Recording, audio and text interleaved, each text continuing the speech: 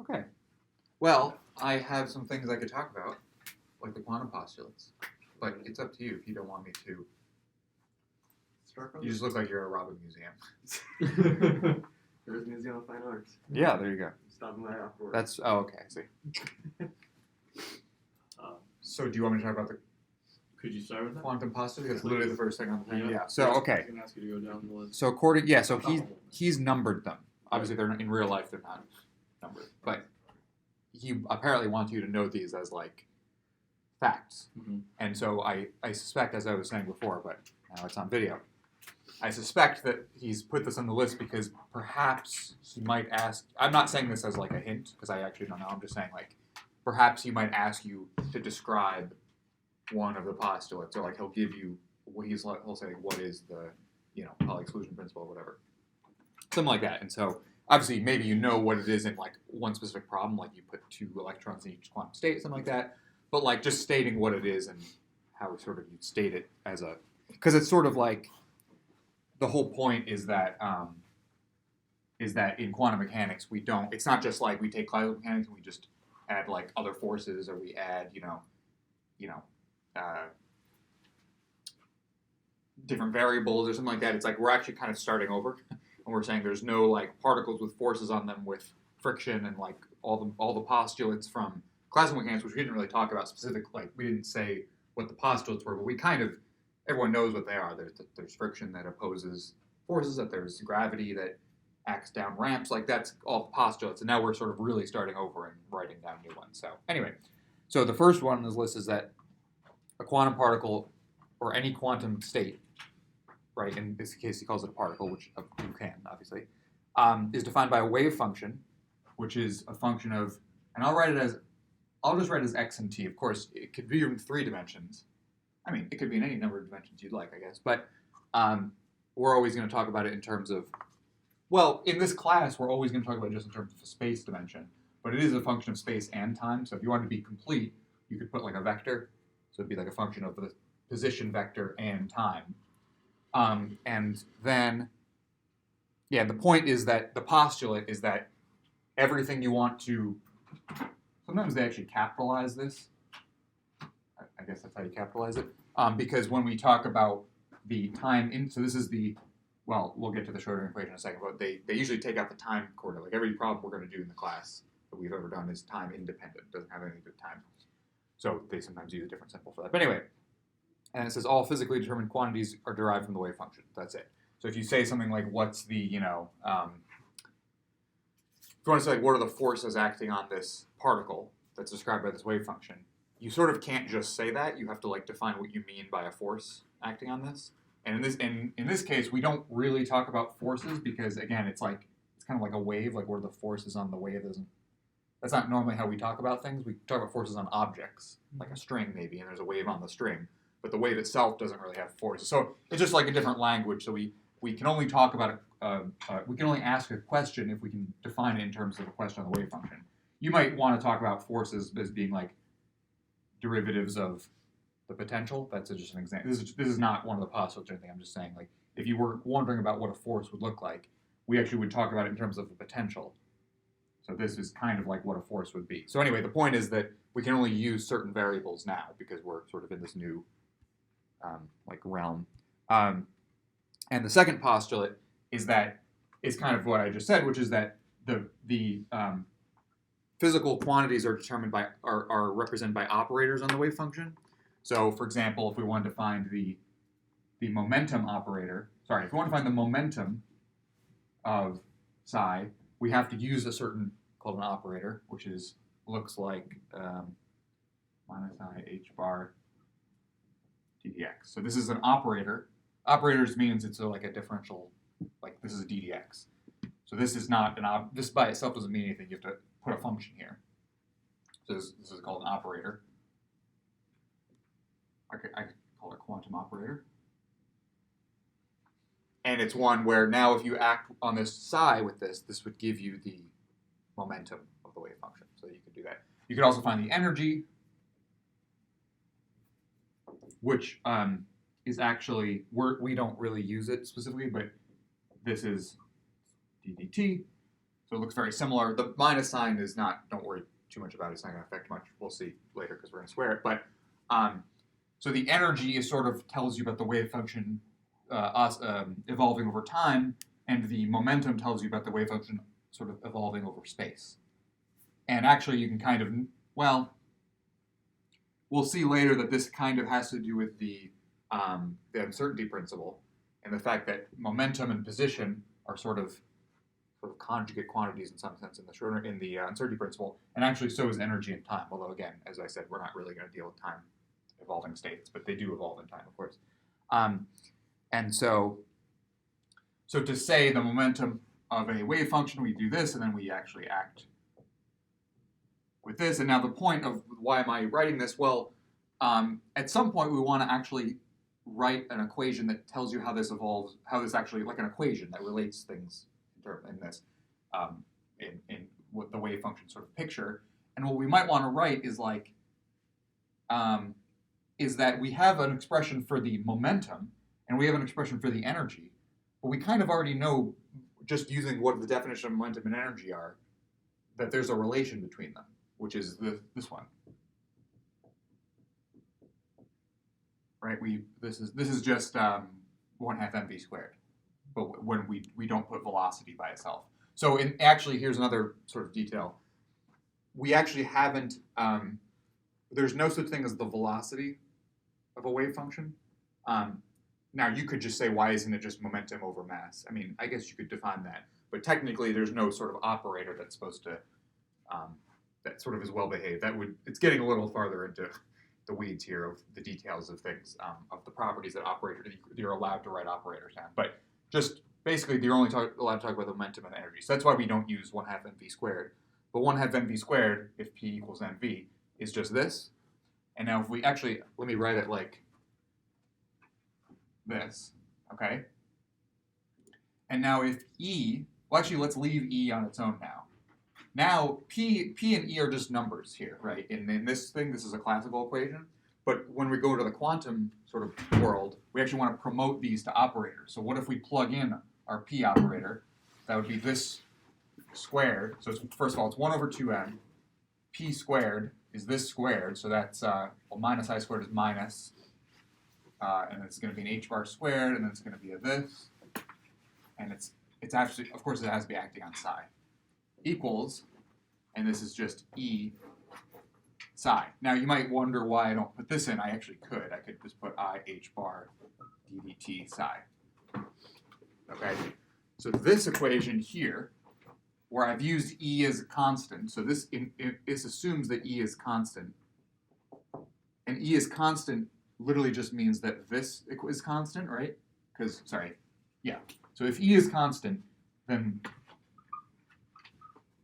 if E is constant, that means that this is constant, which means that the psi does not evolve in time, right? If you're saying that the time derivative of a function is constant, well, I guess it could be evolving at the same rate. Anyway, the point is that basically you're saying that psi is a steady state. So this is E is constant, which just means that it's a number as opposed to an operator. Then you're just saying that that psi is a steady state. And actually everything we're going to do in this class, I keep saying we're going to do, but we've already done basically all of this stuff. But everything we've done in this class involves this. This is called the time-independent Schrodinger equation, right? That if you plug in this, it would be the time-dependent Schrodinger equation, and psi would be a function of time. Now this one is just psi of x because, and I've also assumed that p is this is a one-dimensional, by the way. This is like px, really, I should say. If we were doing in 3 dimensions, this would be have like 3 terms for each of the derivatives, and we have to be careful how we square it too, actually. But anyway, so we would get. So anyway, this is the Schrodinger equation. It's literally just a kinematics equation of the relation between E and P. But we now, instead of using E and P as numbers or as, instead of using E and P as numbers of like, okay, you can describe a particle by its energy and momentum, but they're just numbers with units. We're saying that in quantum mechanics, momentum is defined by this operator acting on the wave function, and E is defined as this operator acting on the wave function, or if it's constant, if it doesn't evolve in time, if we're using only steady states, we can just say it's the number times the wave function. So this is still an operator, technically, just called a number scaling something, which is, multiplication still counts as like an operator. It's just not a weird, there's no derivative anymore. So, and if we use the full equation, which we actually plug this in, this would be the time-dependent Schrodinger equation, and we would have quantum states that then change over time. But of course, as I keep saying, we're not doing that. And this is a total, it's not like we're simplifying it to like, we're not doing like a baby version. This is like a legitimate version, because most quantum states that you want to measure, you would make them time-independent steady states. So when you put something in a box, you don't want it to like be moving around all the time, right? You want it to kind of be in the same place, essentially, or you want to like consider it at one time. So this is a legitimate, very, it's not like a baby version of something. It's like the real sort of thing. So anyway, this is the Schrodinger equation. And what was I going to say? There's some other operators that we might need. Okay, so I'll erase these things. So obviously we use this a lot. Some other operators that we might need is the potential energy that it would be like if a wave function is in a certain potential, we might need to use this. So this is an operator, which is just a function again acting on. It's just a number at each point, which is also called a function, acting on psi. This is just telling you sort of the energy cost. Basically, what you want is that if the wave function has a certain energy, then the energy is given by this. But if you put it in like a pool where the pool is very deep, it's considered to have, it's like it has more energy because it's sort of higher above the bottom pool. Or if this is V naught and this is 0, and here's your wave function, here you want to consider that it has this much energy.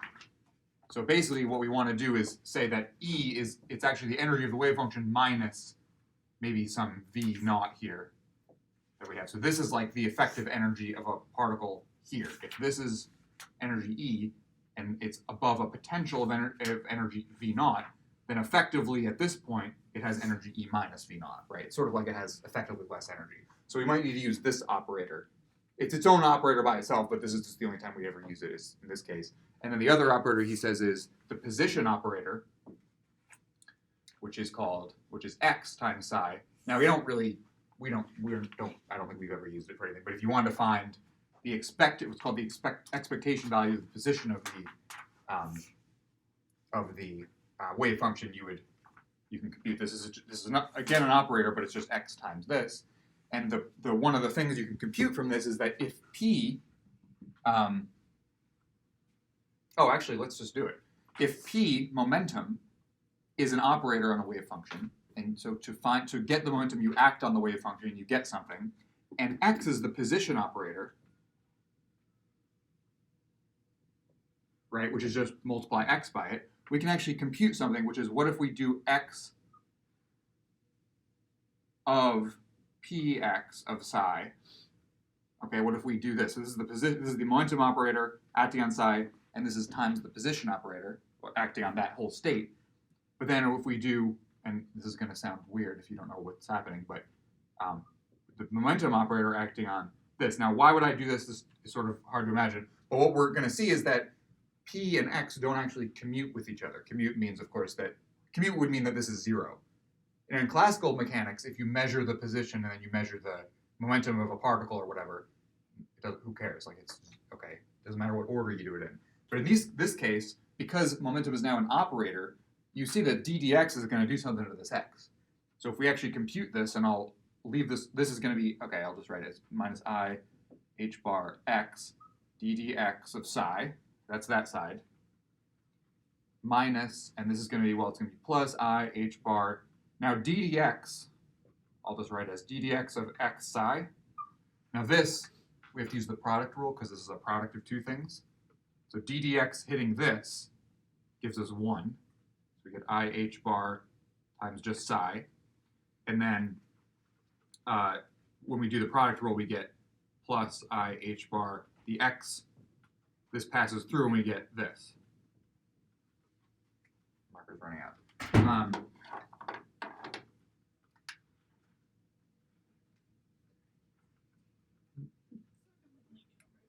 Does everyone see what I'm doing? And it'll come together in like 5 seconds. Why I'm doing this. And you'll see that this cancels this. Right? They're just negatives of each other. And I'm left with one thing, IH bar, right? Plus IH bar times psi. So what I did is said if I act with P, momentum, and then X on psi, and subtract when I act with X and then P on psi, I get a constant times psi. And now what this says is if I just forget about the psi now and I consider the operators as just objects by themselves, I get that X comma P is IH bar. So this is the, I don't know if we've talked about it actually. This is an extremely important result. I'm trying to see what postulate it is.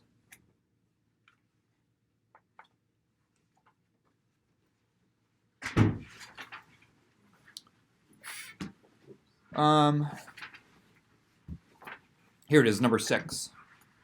This is the uncertainty principle. I'm trying to remember, what did we, oh, we used it for the, I'm stupid. We used it for the K values on the lattice. Yeah, that's why I was like, where did we use this? This is the uncertainty principle. So you see that this literally comes from just the fact that we've promoted these variables, or variables, like instead of a particle having properties called energy, momentum, and position, we have an object called a wave function, and all these things are operators on the wave function, and they actually don't behave like normal. And we actually get that if you try to act with them in different orders, you get that they don't vanish. So it's certainly not numbers anymore, because numbers always doesn't matter what way you do it. So we get that there's this thing where position and momentum are not, don't commute. And so you get this thing called, and it's, again, the uncertainty principle. So, yeah.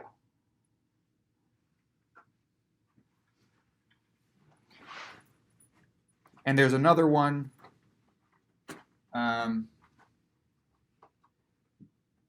with energy and time,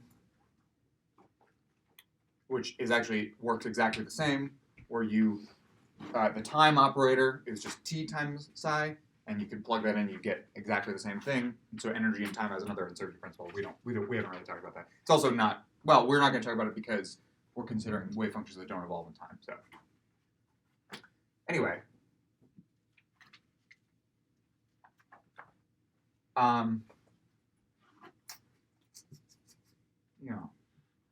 and one of the things about the uncertainty principle is that it tells you that you cannot have a well-defined, if you had an actual number for both of these objects, like an actual specific number, like here's the momentum and here's the position, you would never have they would just commute with each other because you could just measure both of them and it's fine. But this sort of is telling you that you cannot actually measure both of them.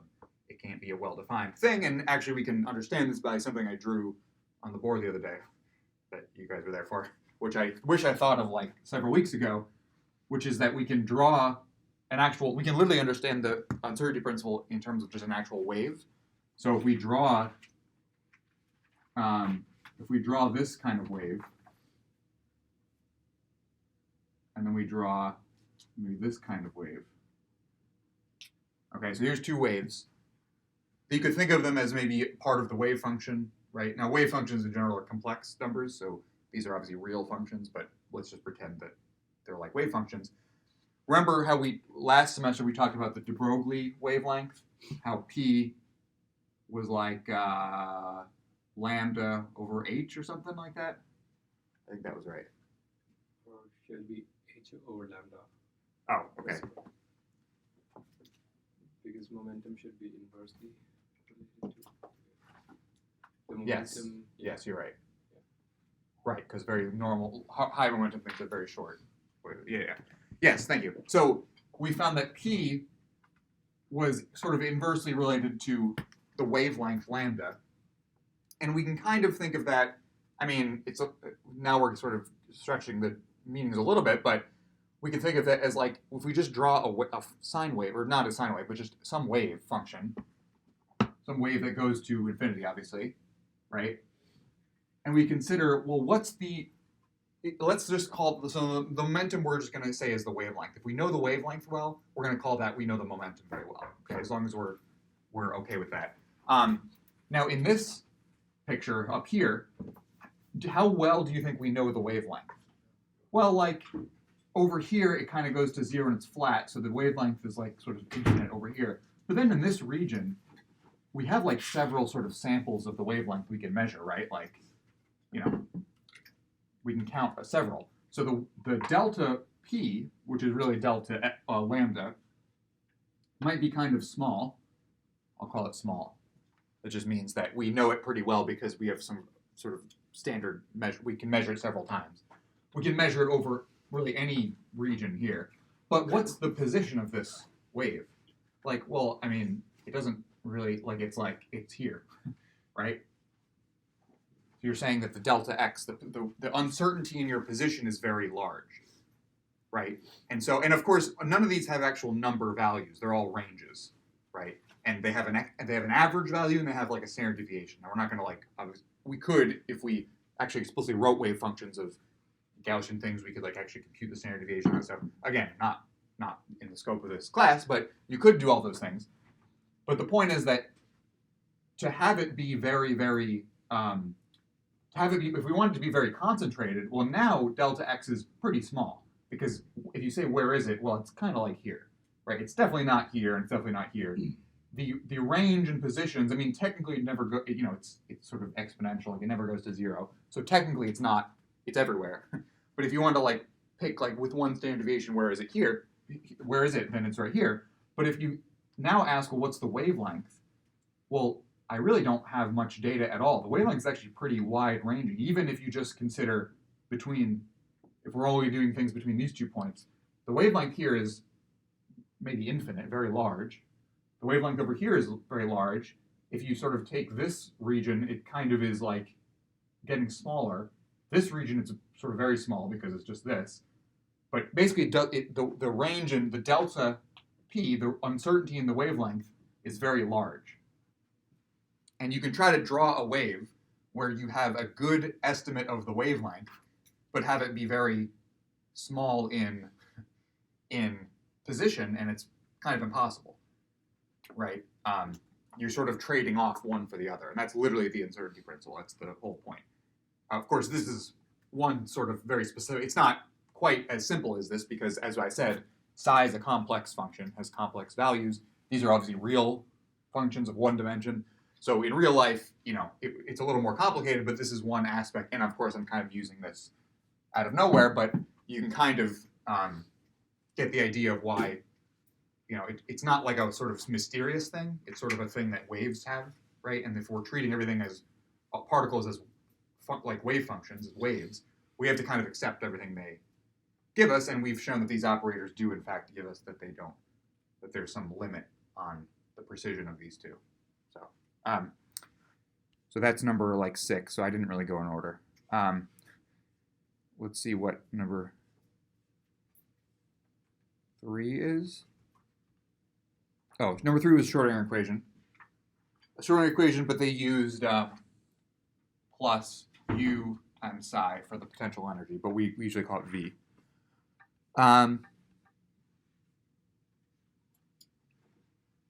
And then I'm just following the notes from first class. They just give you the two differential. So I'll just mention those real quick, even though we've done them many times. But the two sort of differential equations that we need in this, like the only two you ever need to solve when solving the Schrodinger equation are d squared psi dx squared equals plus k squared psi or minus k squared psi, right? These are the two. Remember, like literally in the math review in like August or whatever, I wrote these two, I think I did. Anyway, they're these two differential equations. One of them has the second derivative of a function is equal to the negative of itself. And if you think about it, if you don't want to like plug in the test solution and do all that stuff, which you can always do, but you can just think about how, well, what function has the second derivative equal to the negative of itself, maybe with a constant? Well, this must be sines and cosines, because those, when you take two derivatives, go to the negative of themselves. And of course, if you want some constant to come out, you're going to need to put that constant here. Okay, these two both solve it, and they can have any coefficient, because of course, if the coefficient, when you take the derivatives, the coefficient stays, and over here the coefficient's the same, so they're going to cancel. So coefficients don't matter. So this is the solution to this equation, and this one is, well, it's the same thing, but you have a positive second derivative. Well, you can't use this again, because when you take two derivatives of sine and cosine, you're going to get a negative number, and you can try to think, well, what if I try to make the k imaginary so that it does some, that all will work. It's just sort of a little bit out of the way. You could just think, well, the functions that solve this are going to be e to the kx plus b e to the minus kx. Right? E to the kx or e to the minus kx both solve this equation. They have any coefficient you want, because again, it'll cancel. You can see if you take two derivatives, you're going to get e back plus 2 copies of k, so that will be these two. And again, I just said the coefficient will cancel. So these two things are literally, essentially always going to be the solution to the Schrodinger equation. Obviously, that's not true, really. In real life, there's many other examples, like the harmonic oscillator and all these other systems where you can't reduce it to this because the potential looks weird. But in all of our cases, it's going to be, this is the Schrodinger equation, and there might be plus e plus v or e minus v or whatever, and it's always going to be constant. Okay, it might not be constant over all of space, like you might have regions where it's infinity or regions where it's some value, then it goes to negative v naught, and right? But in any particular region, it'll be constant, and therefore it'll become one of these. And of course, k is not just a new number, k is actually usually going to be square root of 2me over h bar, right? Something like that. Yeah, and then as we saw if you've seen the other office hours, sometimes it gets a little confusing with the minus signs, because if e itself is a negative number, then you have to sort of be careful how you treat the k's. So anyway, but obviously it's still going to just be solving one of these two equations. Generally, well, and then I'll just write the other version. The only reason, so this is of course,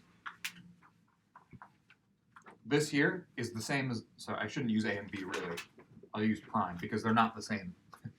If you set them equal, they won't be the same a and b, of course. But this is also a solution to this one. And this is a little easier to compare this, because now if you take two derivatives of this, you'll get 2 copies of k, but also you get 2 copies of I, and that'll give you the minus sign. So you could always use this, and the only reason you would use this over this, I like this one and I like this one because they're all real numbers. And as we saw on the, whatever the bonus problem was, where you do the bound states and you get the tangent thing, it's much easier to do this because then you get a tangent as opposed to like some ridiculous complex exponential thing. But the reason you might want to use this is because this is a wave function of a particle going toward the right, going from the left to the right, and this one is going the other way. So when they talk about when you have a free particle, you might want to use this version, because technically this is sort of hard to, I mean, they're both not normalizable, so it's already kind of violating one of the other postulates that we'll get to at some point. But this is a little bit hard to, like, you can't separate it into, I mean, you can, you just put a plus or minus in between, but it's just easier to think of it in terms of this one is going to the right. So if they say a particle is coming from the left toward the right, and it's going to hit some barrier, and then it's going to do something, you have to solve the Schrodinger equation. In the free era, you might want to use this, right? As opposed to the other situation where you'd use this is if you had, like, here's your energy and here's your potential. So this is 0 and this is minus v naught. If E is here, in this region, it's a free particle. So this is, your solutions are one of these. But you might want to use this one because it's not moving to the left or right. It's sort of a stationary state. So the only difference between these and these is just, I mean, it's just notation. It's literally identical. But it's just easier to use this as your free particle moving for like a scattering type problem versus a stationary state type problem where you have just within a region you have a free particle, you might want to use this then, because then the boundary conditions are going to be a little easier because everything's, because you know how to use trig things a little better. Yeah. So if the particle is stationary, that means it's kind of like a standing wave. Is that what it is? Yeah, basically. Okay. So a stationary state would be that the energy is less than, well, so this is where it's a little bit annoying, because one of the problems he gave, someone asked me about the problem that we did, which was this, and then the problem in the book was this shifted up, where 0 was, so generally in every book you'll read about quantum mechanics, they'll say if the energy is negative, it's a steady state particle, right? It's a bound state, I should say. Yeah, I should say bound state. And if it's greater than 0, it's a free particle, and it's like a scattering problem. Now that's true, except in the version in the book, he had shifted this up so that 0 was the bottom of the well, and then the potential was like a constant value. In that case, it doesn't work, because then they really shouldn't do that, because the energy really, unless it's an infinite square well, which is sort of an approximation of a system, you're kind of supposed to basically say that, like, as you go to infinity, the potential has to go to 0, because otherwise it would be technically taking you infinite amount of energy to make that.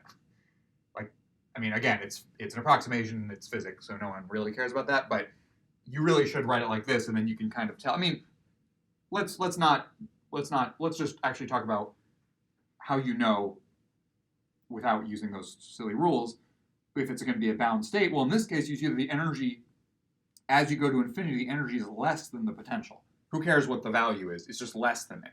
So you know that the wave function is going to decrease to 0 on both sides. Then it has to be a bound state. If it was like this and the energy was here, well, now you know that it must be a free particle, because it's never going to have to like decay anywhere, because it's always above the potential, right? So, I mean, that's how you can kind of tell. And then in this case, they would have to tell you something like it's coming from the left to the right or something like that. I mean, if you can kind of assume that, because otherwise you'll just get double of everything and it won't really be. Also, you could have this, where the energy is here. If the energy is here, and this is V0, and this is 0, again, the numbers, of course, don't actually matter, but this is a free particle.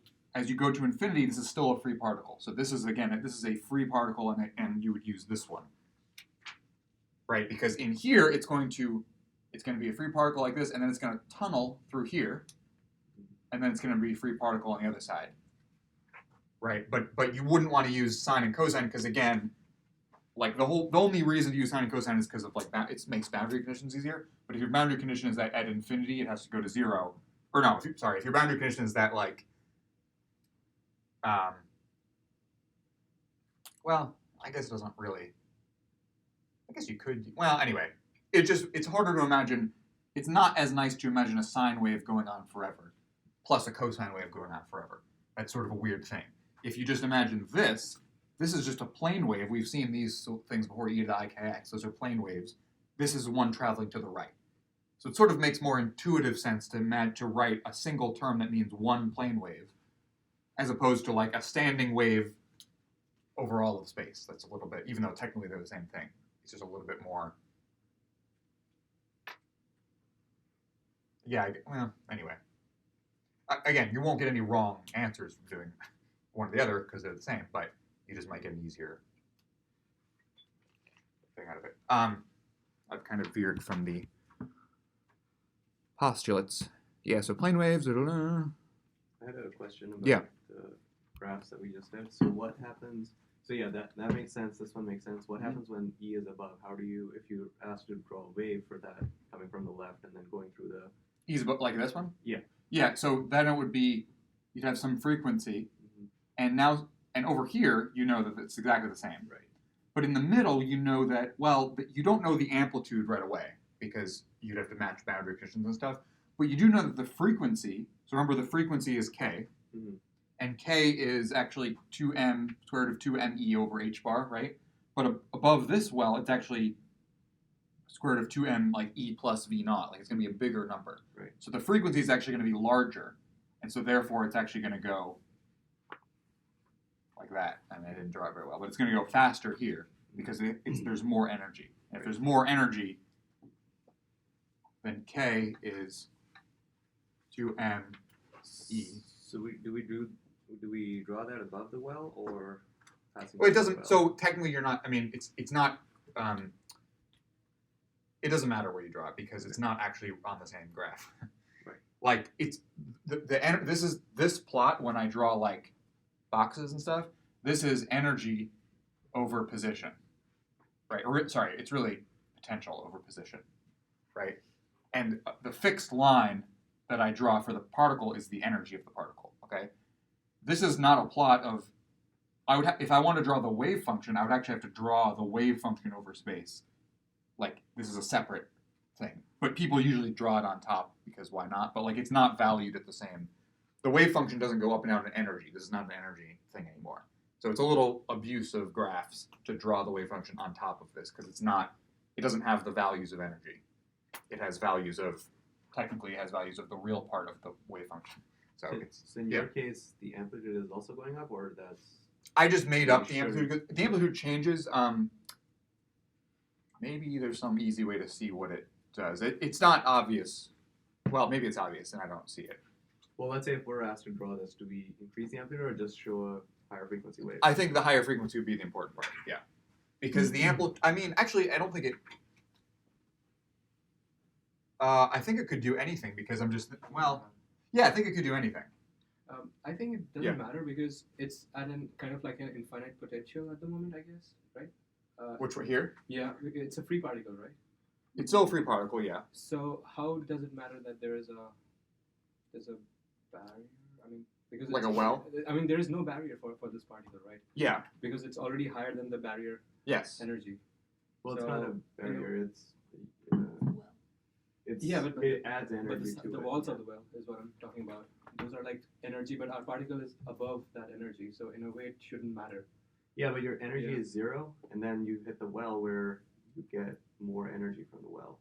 I think that's. Yeah, because the frequency of the oscillating wave, the frequency is k, and k does depend on the energy. So if you invert the well, then it's Because a K barrier. is there. But if you draw it this way, then it's adding energy to the existing particle in that bandwidth. So if it's passing over the well, that means its energy has increased. Well, so the actual energy of the like this value of the energy has not changed. Right. But effectively, it kind of so this is a free particle with k equals 2me over h bar squared, right? Because if you just solve 2me over, right? And that's the same over here, but in here it would be, I'll write it as L, which is just the same. It would just be an L here. Is square root of 2m. It would be e plus v naught if this is v naught over h bar. Because if you just plug in now the actual full this is the full Schrodinger equation, right? I'm gonna get a sign wrong. Okay, whatever. Who cares? This is the full thing, and if on these regions v equals 0, so you can solve it. That's why when we separate it into the three things, we're actually just saying we're solving it for in a region of x, and we're not considering the other regions. When you solve it in region 2, v equals minus v naught, and somehow the signs work out. Basically, anyway, you should get a higher energy here. Now E is the same number because the particle actually has the same energy. It's just sort of above a lower thing. So in the place where you normally put the energy, you actually get a bigger number, bigger by v naught. And because k or L or whatever happens to be the frequency of the oscillation, you will always get a faster oscillation, right? If you had the opposite, which would be this, and a free particle, you should get, a wider one here because the energy it would be like E minus V naught here. Mm-hmm. Again, I'm measuring 0 energy here and V here. If they do it the other way, all the math, of course, should still work out exactly identically. It would just be I'm gonna lose track of something of the minus sign. So, but yeah. I thought about a plane going across wings. So your thrusts remain the same, but if wind is from the back, your effective speed increases. If it's from the front, your effective speed goes down. But does it come back to the same speed afterwards? Yeah, if there's no wind, then it's just the thrust, the engine thrust, the E.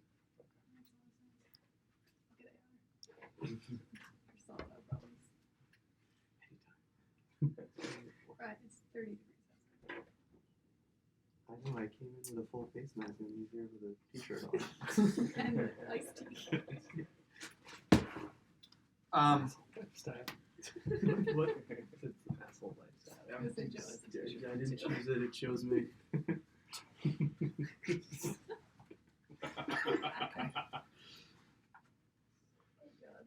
So the next one, I'm not going to write. Oops, well, whatever. The next thing on his, this is again the slideshow one, is the, so I'll just write the normalization. I'm not going to go through a whole example, but I'll just say on page 14 in his notes, they actually go through the normalization. Here, let me just, I'm going to erase everything out all at once at the end. So normalization just means that psi squared dx has to be 1 if you go from negative infinity to infinity, where psi squared is actually psi star psi. This is the complex conjugate. Complex conjugate of e to the ikx is e to the minus ikx. You just take all the i's and flip the signs.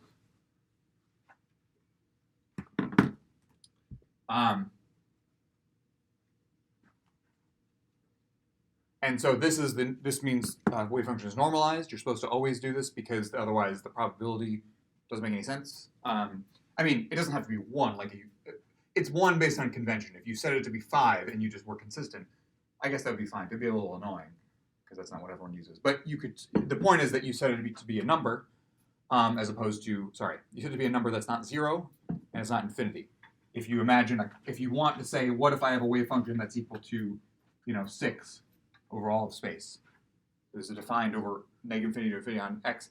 This would just be a constant number. Well, if I take the square and I take the integral from negative infinity to infinity, I get infinity because 6x evaluated from, right, it wouldn't, it's an infinite thing. So this is not a normalizable wave function. So you cannot have that. Also, what if I had psi of x equals 0? These are silly wave functions because there's no x dependence, but you can still have it, it's fine. This actually comes up a lot because this actually solves the Schrodinger equation. This actually solves the Schrodinger equation all the time. Well, sorry. No, yes, this is actually always a solution for everything in the Schrodinger equation because you just plug in psi equals 0 everywhere, take derivatives, and still get 0. It'll literally always work. But this can never, ever be a solution to a problem because it's not normalizable. That's a separate condition. We're not like, it doesn't come from the Schrodinger equation. That's why it's a different postulate. Because it doesn't follow. I mean, we saw that some of them are related, like the uncertainty principle is kind of related to the other things. But this does not come, this does solve it. This does solve the wave equation we saw with the guitar string. If we plug in the differential equation that tells you how guitar strings work, equals 0 is actually a legitimate solution to that. We throw it away if we're being mathematicians. We would say no, it's a totally valid solution. It's called the first trivial solution or whatever. If you're being physicists, you'd be like, well, that's not interesting, so let's just forget about it. In quantum mechanics, it's actually even worse. You just say it's literally impossible. It doesn't describe any particle because if you try to take the integral, it will obviously equal 0. But you can't even scale it up by anything, right? If you do the integral and you get 162, let's say we did this, and we get 162. That's fine. We just then have to say that psi is now going to be called this. We're going to redefine psi to be scaled down. If you scale psi by anything, it's fine. As we saw, all the wave functions have this constants, like a and b out front, and if you just make them anything, they still solve it. So we know we can rescale this, and we saw, I think it was in the first homework or something, if you solve the infinite square well, and you solve for each, like the lowest, the ground state, for example, which would not be this one, which again would still solve it, but if we solve for the lowest one, you would actually to normalize it, you would actually do the integral of that squared, and set it equal to 1, and then find the constant out front, which depends on the length and stuff of the cavity. Because if you imagine for the infinite square, if you imagine like this might be and when we do the integral, we're saying the area has to be 1, not the area of the wave function, the area of the wave function squared. So it would be, I don't know, a different shape squared. But then if you made like a really, really narrow one and you got this again, you might think, well, this probably doesn't have the same area when you square it. So you'd probably have to like scale it up or something. You'd have to do something weird, just basically so that it's squared. Because the point is that what if I just took this one and like squeezed it? I can't just say, well, then it just stays smaller, because then if I wanted to find, this is the probability of finding it between those two endpoints. So you can always do this between x1 and x2. You take psi squared dx. This is going to be the probability of finding it between x1 and x2. So if I take the infinite square well, which is the probability we know is 0 everywhere else besides here, and if I squeezed it, I can't now have the probability be lower or higher here. If I just squeezed it, it can't be anywhere else. It has to still have a probability 1 if I integrate it from 0 to a, and this is going to be 0 to a over 4, like I squeezed it by a factor of 4. The probability still should be 1 if I integrate it just in this region, right? So most of the time when you do this integral, you don't actually have to plug in infinity and minus infinity. You could. I mean, if we have we have this one where we have this thing and then it goes to 0. That's not continuous. Let's pretend it's continuous. Well, it's continuous, but the derivative is not continuous. Anyway, and then we e to the minus. Sorry, this is going to be e to the kx, and then e to the minus kx, right? This we could integrate parts of it. This would be hard to integrate. We'd have to know it everywhere. So I don't think you'd have to do this problem, because then you'd have to do that super little tangent equals whatever thing to find when the derivatives of this are continuous. But you could still integrate this to infinity minus infinity, and you can see it work, because if you plug in minus infinity here, this would go to 0, and so it still works even if you're not in a square well, in an infinite square well. But in an infinite square well, this actually becomes easier, because you don't need to go from minus infinity to 0, because you already know the probability is 0 there anyway. So you could integrate from 0 to a, and that's actually how we normalize the wave functions of a infinite square well. I think it's like radical 2 over a or something. I think it's in the book, so it's not super complicated. But anyway, so most of the time if they give you an answer, if they ask you for an answer for a wave function that solves something, most of the time they want it normalized.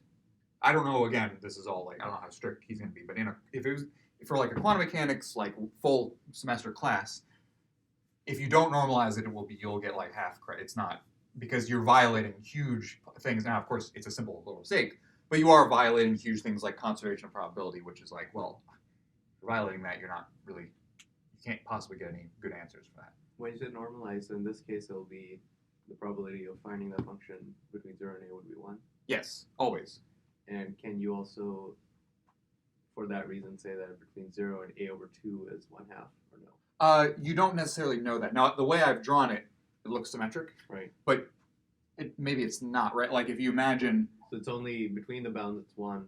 In between That's it. You don't know. In between you don't know. You could find it, though. That might be a problem. Like if they told you what's the probability that's between 0 and a over 2, I would first of all, I would never assume that it's symmetric unless you have a really good reason, like the function symmetric, which is I guess is a pretty good reason. But if you didn't know that, or if it's on a test, or you obviously are supposed to show it, you have to first normalize it, and then you can find the probability. If you just try to integrate it without normalizing it, you'll get like 6, and then it'll be like, wait a minute, it's not less than 1, so it can't possibly. So, but you might, here's where you have to be a little careful, because you might get a function like for example, this is the n equals 1 state for the infinite square well. The n equals 2 state looks like this. Again, this is all just the real part. I just want to emphasize that whenever you draw a wave function, technically these wave functions are complex, and that's a lot of people were really confused by the Bloch's theorem. Then I'm not. That's legit. You should be confused by it. It's very confusing. But a lot of people were confused by the Bloch's theorem because they thought, well, if I have the periodic potential or the periodic wave function, why do I have this extra little term in front that has the k value that determines everything? It's very confusing. Anyway, we'll get to that. I'm getting ahead of myself. But this is the real part of a wave function. This is the n equals 2 state. This looks like, well, how it seems like the probability is going to be 0 because if I integrate it, shouldn't I get 0? But of course, you have to make sure you square it, right? And not just square it, but square the like complex conjugate and then square it. And when you do that, you'll get. I think it looks like that, or it might have a. I don't remember what the. It's just sine squared. I literally just don't remember what sine squared looks like. Anyway, something like this. So everything's positive. Actually, I think it'll be like that. So everything is positive because, of course, this number, as we saw with again, this was in like the math review in like August, but so you don't have to remember all of it. But whenever you take any number and take the modulus squared, which means multiply it by its complex conjugate, you'll always get a positive real number. And therefore, when we take, so that's actually, a really good question. That how come? What if I did this and I got like I? What would I do then? Like that seems silly. And the answer, or like then you could say, okay, well then I do something like some math trick. But what if I just try to say what's the probability that it's in the first half and I got I? That wouldn't make any sense because I. What does that mean as a probability? The answer is that'll never happen because you're always taking psi squared, which is always it's always a positive real number. It's not even going to be 0 unless the wave function is 0. But that's a theorem it's a long story. Called a positive semi-definite metric, if you want to look that up. So positive semi-definite means it's positive but it's only 0 if the function itself is 0. Anyway.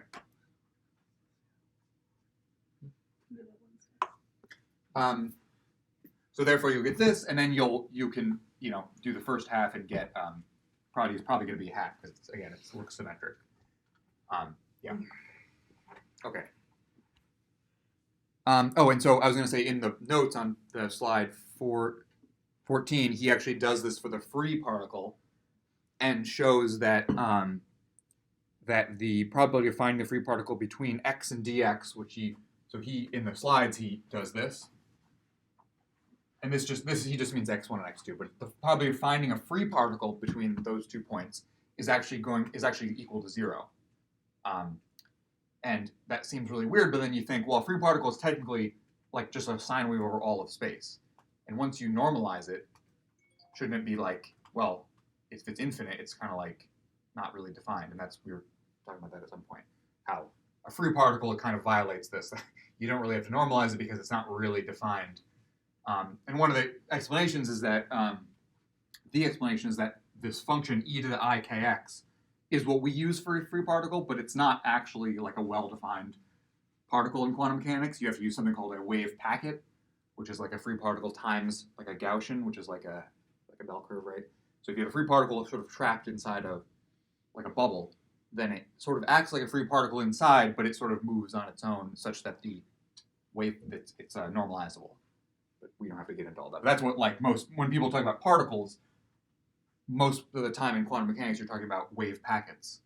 So that's how, for example, like light photons work. It's not just an infinite stream of electric and magnetic fields, right? Which is what light is, electromagnetic fields, right? But it's actually packets of them, and they only come in certain normalizable packets like that, such that when you integrate, you get sort of integer values, and that's what photons are anyway. So, so if you're concerned about the normalizability of free particles, you're correct. They can't be normalized, and he shows that in his slides on that slide. So,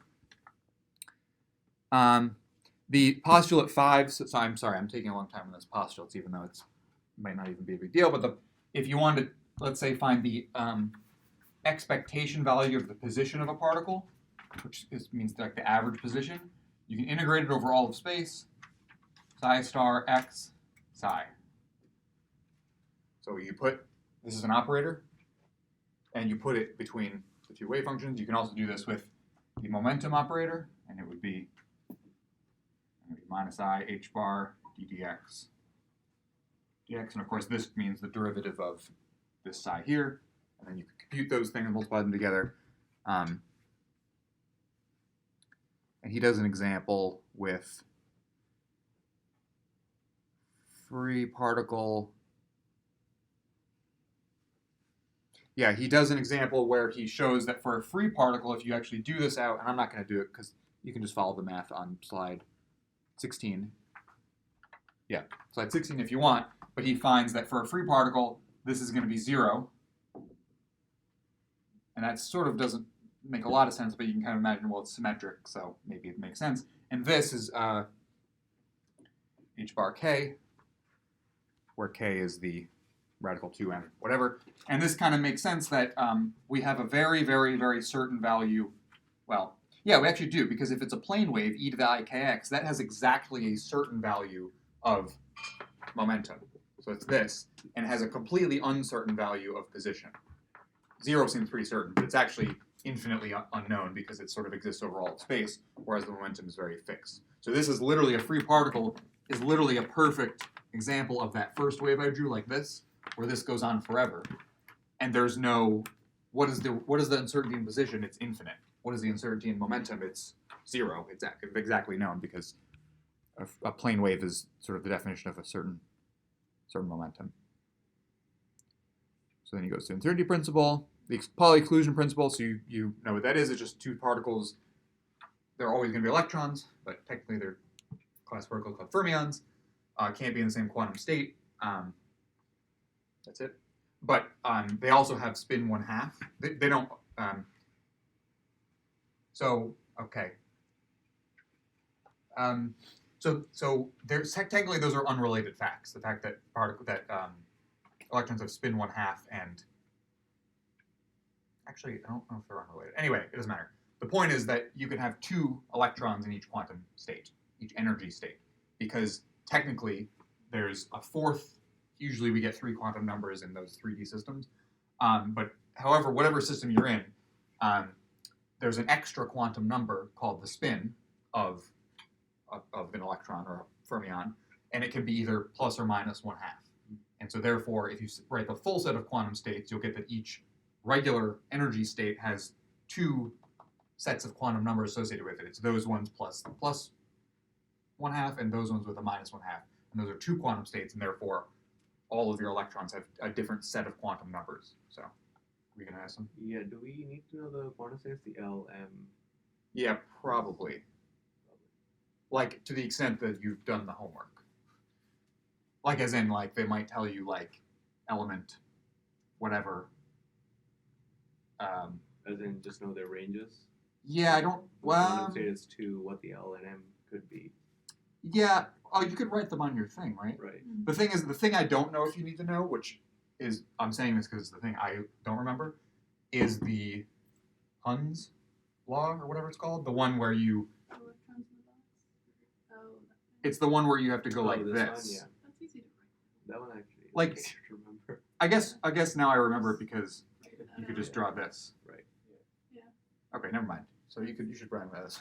But like, because you, I mean, the important part here that's easy to forget that you sort of need to know before this, or F, is that they go like a big triangle, and that's literally what you're saying with the ranges.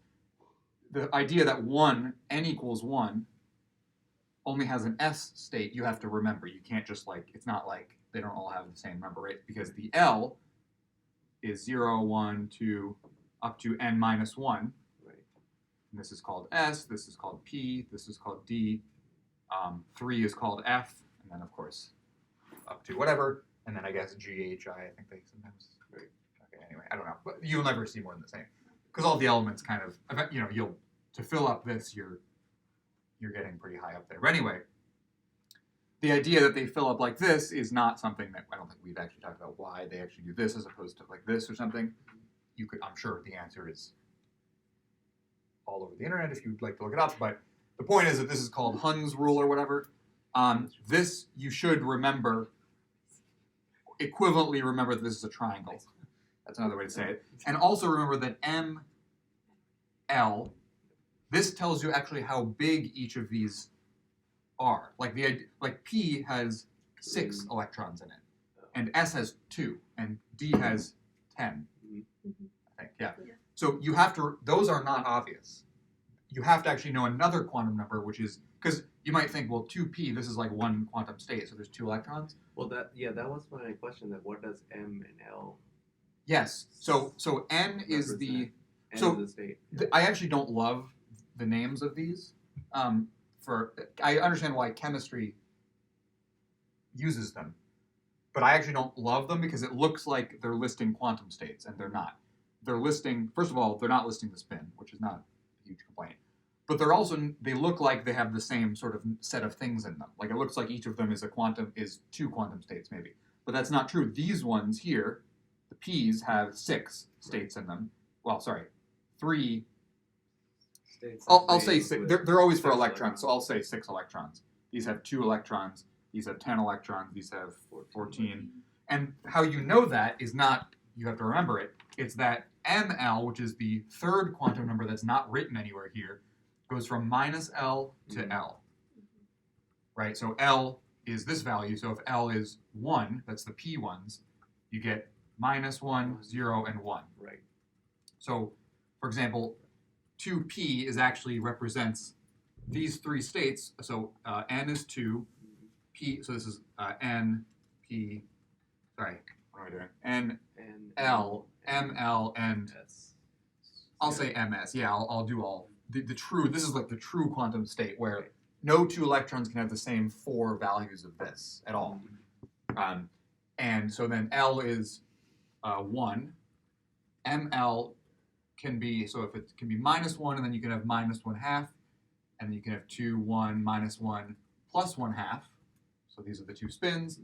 Then you can have 2, 1, 0, -1/2, 2, 1, 0, plus 1/2, 2, 1, so plus 1, minus 1/2, that's a minus, and 2, 1, plus 1, plus 1/2, okay? So these are the 6.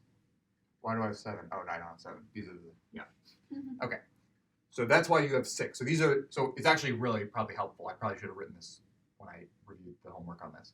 But it's actually helpful probably for you to write all these down explicitly, even though it looks kind of silly. But then, because if you keep thinking in your head, okay, there's double of whatever I'm writing, which is kind of, that's why a lot of this notation is to make things simpler so you don't have to write everything out.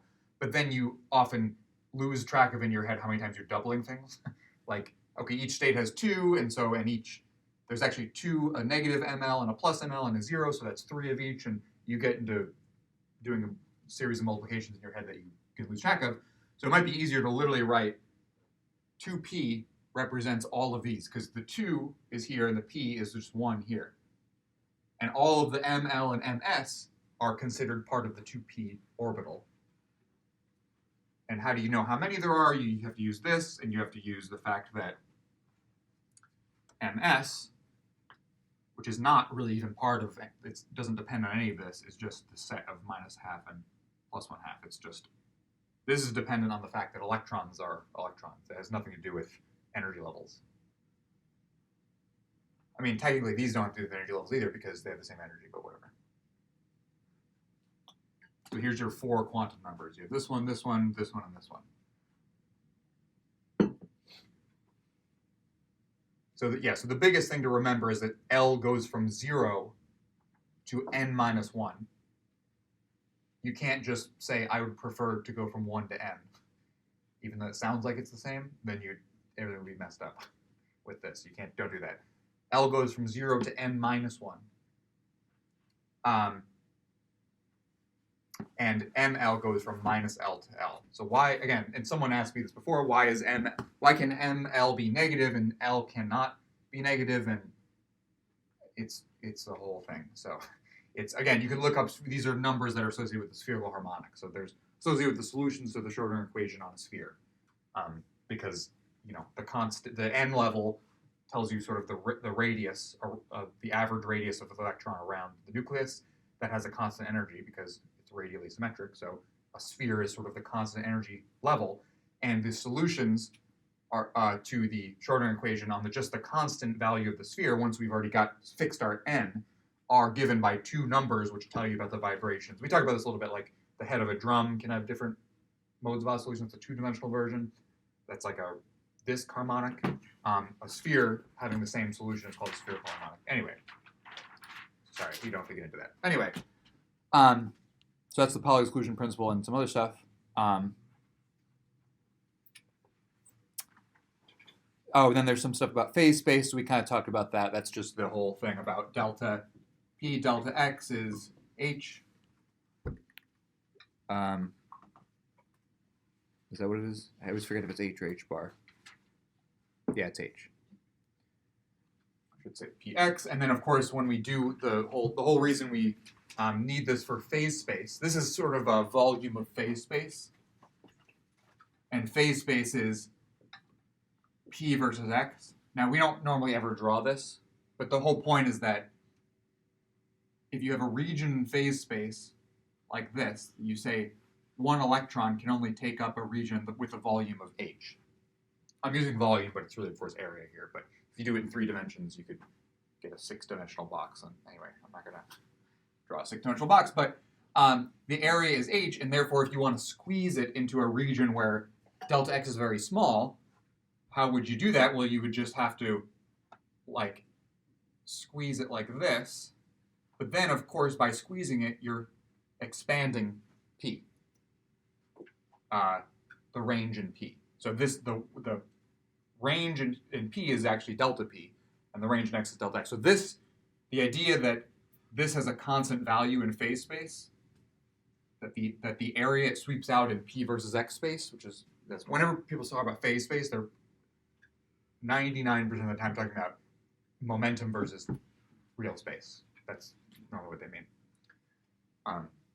And so the idea of saying that the area swept out in this phase space is a constant, and therefore if you try to squeeze it in one dimension, you stretch it in another because of this constant. There's a constant number.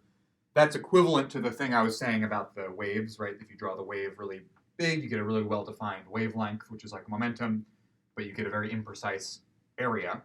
And if you try to squeeze it into a narrow area, you end up having to use a bunch of ranges of wavelengths.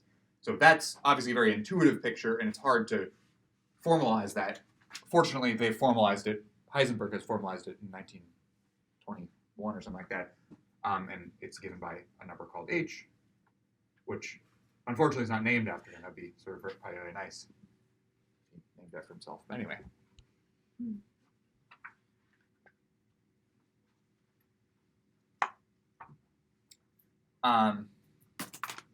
Yeah. So the point of this is that if we knew so this is true always. But if we knew the region that we had to stuff the wave function into, like for example, if we're talking about a periodic function and we're using Bloch's theorem, we know that the X space region we have to fit it in is the region of like the period of the lattice.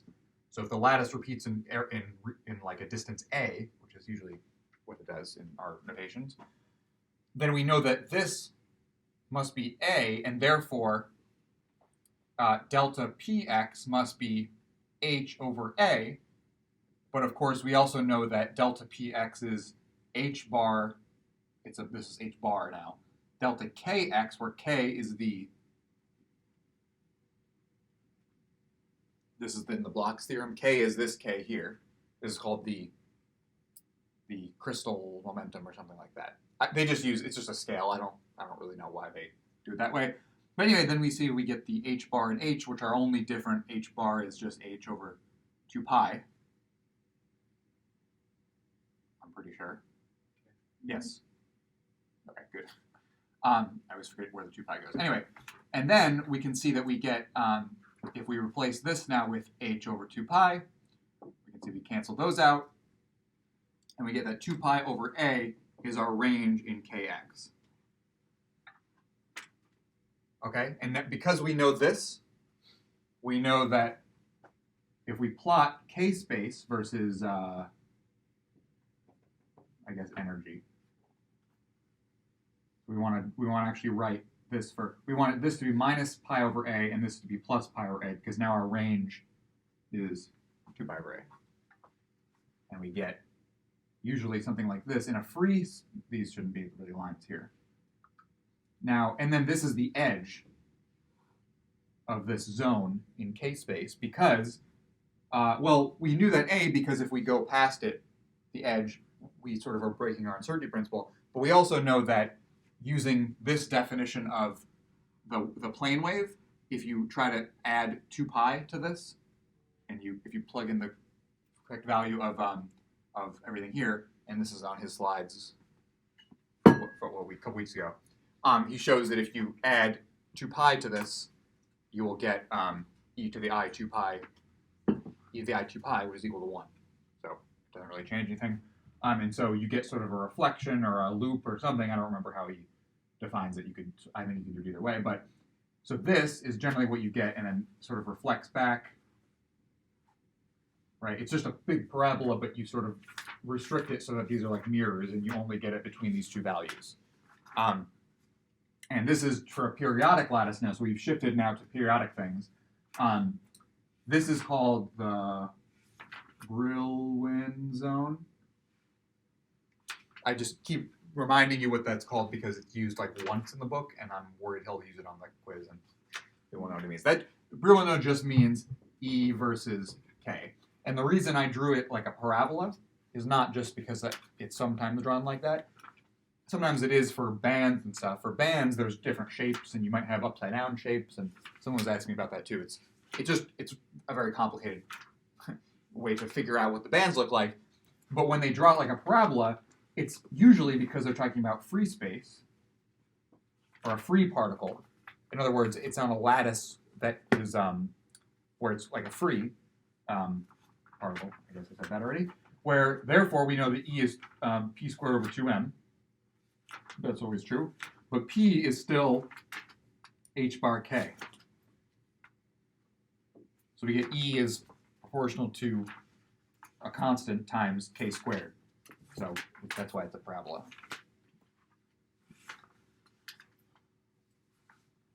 And if we did that thing, remember the thing with the effective mass of semiconductors? Remember when we had to take the second derivative of E versus K? If we did that on this, we would get the effective mass is M, which makes sense because that is the actual mass. So actually, I'll make that what I just said a little more precise because I think that's an important point.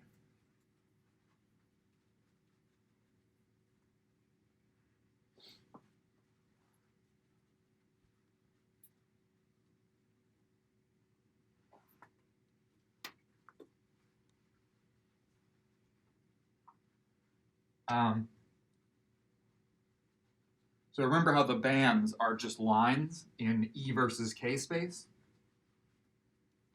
where they sort of have to be given to you. It's very, we haven't learned any techniques to figure out what they actually look like, but sometimes you'll get.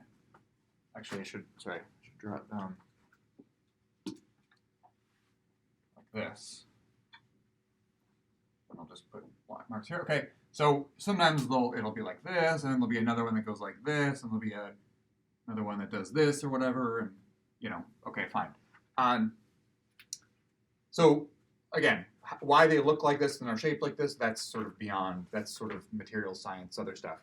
We do know that they have gaps between them. They're not all connected. In this one, everything's kind of connected because it's really just a big parabola, but we're just sort of reflecting it. In this one, they're not connected to each other. Like this and this are actually separated by a gap, and this are actually separated by another gap. And the gap is very important because it makes different materials either conduct electricity or, in order to conduct electricity, would have to overcome a big energy gap. So an electron would actually have to go from, let's say, this point to this point, and it would therefore have to get a bunch of energy. And so if it's in a situation where it's not going to get that much energy, it's going to act like an insulator. It's not going to conduct electrons very easily. And if it was partially filled, if like in the Fermi energy again is the energy where like the electrons are filled up to. If you shove them all on the bottom and you just let them fill up like a pool, where would the top of the pool be? That would be the Fermi energy. So if the Fermi energy was here, that would mean you have a bunch of electrons here and here, bunch down here, right? And now if your Fermi energy goes through a band, that means that to get an electron sort of out of so this is all sort of blocked up by electrons. You can't really do much when you're in here or down here especially. But if you're up here in a new state where there's sort of empty space, you can fly around the whole material, right? Because you can have all these ranges of momentums, whatever. To get an electron up to this conduction area, this whole thing is technically called the conduction band, but this is like the area where conduction happens. You only need to excite just like a little bit above the pool. You just need to get a little bit out of the pool.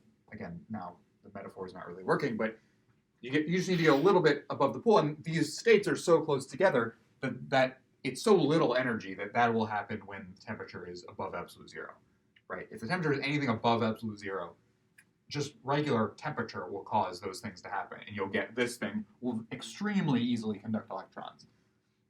But if you get that the gap, let's say you get the Fermi energy is up here, so let's say this all was filled, now your Fermi energy is here, and therefore this band is full, but the next open space for an electron has a gap away.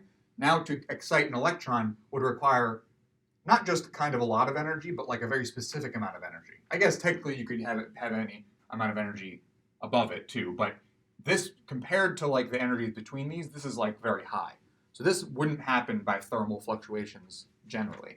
Of course, it depends on the actual values, but in most materials that's so big that you'll never have unless it's super hot, right? If you heat something up so it's glowing or whatever, perhaps you could get it to be that photons will hit it and stuff, or thermal fluctuations will bounce it up there. But generally you won't get that, and so this thing will not conduct electricity very easily, so this will be an insulator.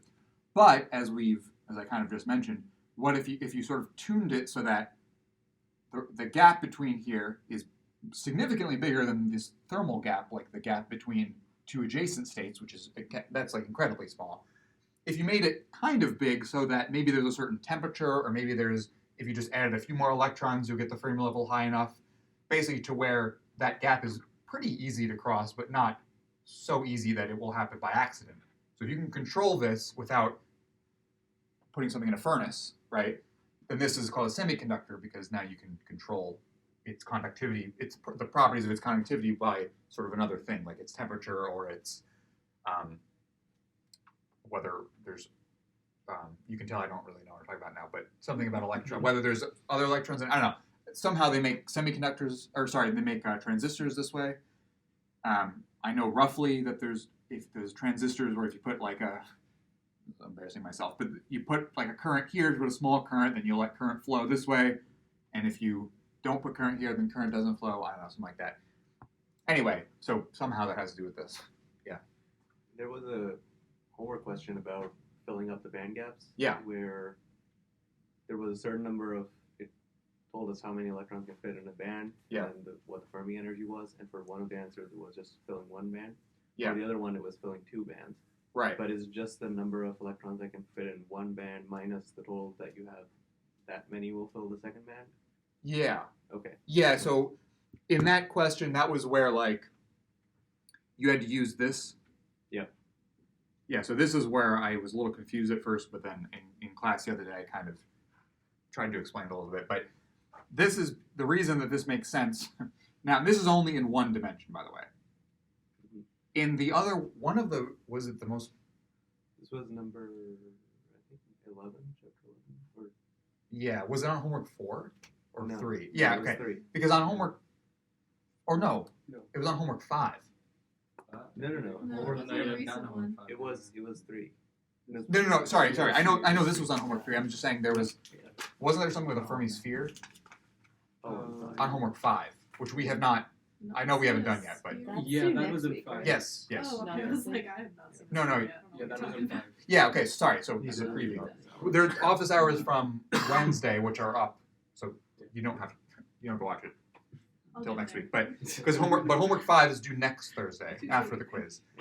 But we went over it and we talked about how you had to use a Fermi sphere, which is exactly like this, but it's a band, but it's in 3 dimensions. Mhm. And in the case of the homework, you need to do it in an empty space, and it basically became a sphere centered at the origin, obviously, where if you try to excite it with photons, you only get sort of the outer layer excited.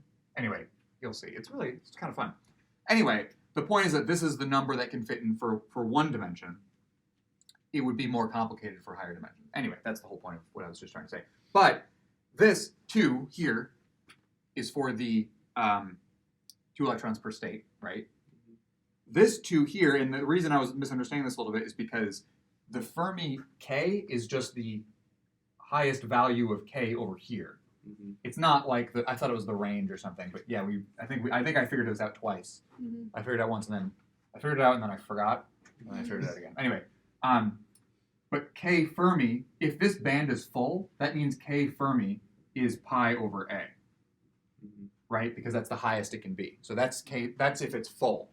So I'll write that. Full band is the same as K Fermi equals pi over A. Okay.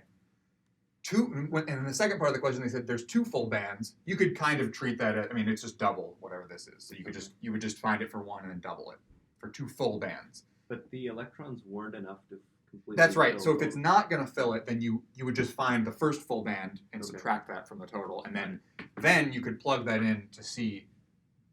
Well, anyway.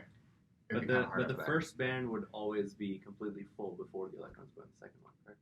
Yeah. Okay. I mean, in real life, maybe not, but in all these approximations, yes. Because the whole point of the Fermi energy and Fermi momentum is the definition is that when Minimize. exactly when you shove everything at the bottom. Now, in real life, I don't know if that's really how it works. Yes. I assume, based on the homework actually from homework 5, it was kind of implying that most of the electrons are sort of in their lowest level, except at very hot temperatures, like at room temperature. That was one of the homework problems. At room temperature, it was saying like how many electrons near the outer layers of the Fermi level get excited. Right.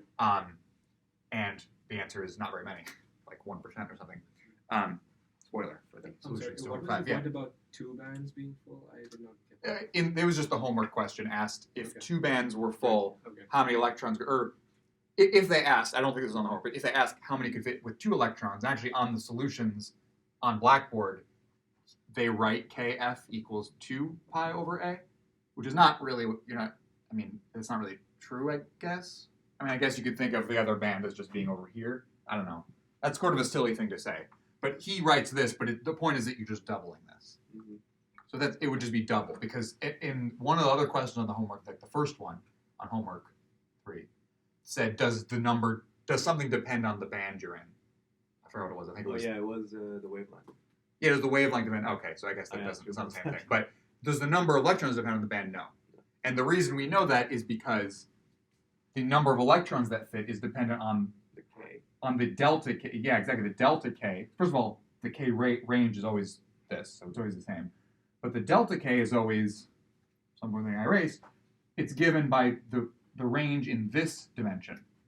So if the band does some crazy up and down thing, you might think, oh, you could fit a bunch along but the delta K still has to be separated by a certain amount given by the uncertainty principle. I think the question was if the wavelength changes, the higher you go in bands, and that was a no because the energy is not affecting the wavelength. Yes. K, that's Right, the wavelength is just 2 pi over k, I guess, right? Yep. So the wavelength of any of these is 2 pi over k, as one of the homework, the first one actually was, what is at k equals 0, what is the wavelength? And the answer is infinity, because it's effectively a constant function. So again, if we wanted to actually visualize what's actually happening in real space, which is not something you probably want to do, even though that sounds like really, like, of course you want to do that, but in physics, that you don't know, you don't always want to visualize what's really happening. Anyway, so this is, so you remember your wave function is actually this, by Bloch's theorem. Bloch's theorem, as always, Bloch's theorem just works in any periodic potential. So it doesn't have anything to do with, we're not saying anything about bands yet. It just works. You can even have the periodic potential where where it's like collapses to 0. I don't remember if this was one of the homework problems or maybe it was in the book, I think. They just said it's called the empty potential, I think, where you just take this and you take the oscillation up and down and you just collapse it to 0 and you recover this statement. So essentially you recover that the bands go back to like just quadratic like parabolas as opposed to some strange thing over here. Anyway, that's a sort of thing. But so this is the periodic part. So it goes like up and down like this. And this is a plane wave. And this has a period of A, which probably not what I drew, but you know.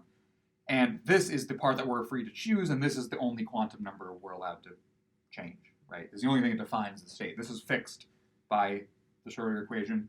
This is not fixed because k can be anything, but k, you can kind of imagine that if this is a real function, which it doesn't have to be a real function. Let's pretend it's a real function, and we can pretend this is just the phase of the function. This is they use the phase, the words they use for it. We can just think of it like a complex number has a real part, has like a radius and then a phase part, like at the angle. That's a fine way to think of this, and we could think of e to the ikx as like every point on our wave function in space has a little arrow representing k. And if we put the arrow up everywhere, and remember, okay, let me do it back a second. This is the wave function. The wave function, as I've been saying over and over again, is a complex function. We've been drawing it like real functions, like it just goes up and then down. But it technically is a complex function. So the fact that I'm drawing a wave and then drawing arrows on it is just drawing a complex. It's just one way to draw a complex function. We can talk about the magnitude and then the phase, like a complex number. If this is the imaginary axis, this is the real axis. We can talk about r theta, and this is r e to the I theta. So this is called the phase, and this is called the modulus or something.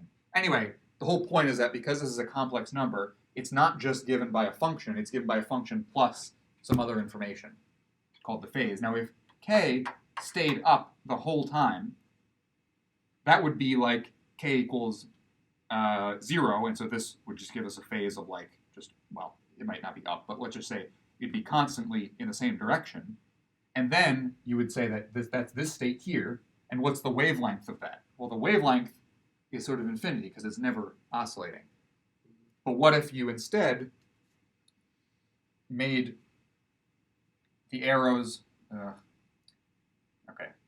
you instead made the arrows slowly sort of rotate around, and it still has to be periodic. So they can't just do a crazy thing. They have to like sort of go in a constant value, so this whole thing is still periodic. Let's say they oscillate one time for going around. That would be like this state here, for example, right? So each of these states, each point on here represents some frequency that you're oscillating k around. And that's actually given by this here. You can find the wavelength of how big the k thing is, like how fast these arrows are oscillating around. So regardless of whatever band the electrons are, if they're on the same k value, they have the same wavelength? Yes, yes, and they have the same. Therefore, they have the same phase. Right. So they call this a plane wave too. The plane wave is just the fact that there's a bunch of arrows at all of space that can turn. That's a plane wave, right? A plane because there's only one sort of dimension at a time. Then how would you know what the energy is in different bands for those electrons? You would not.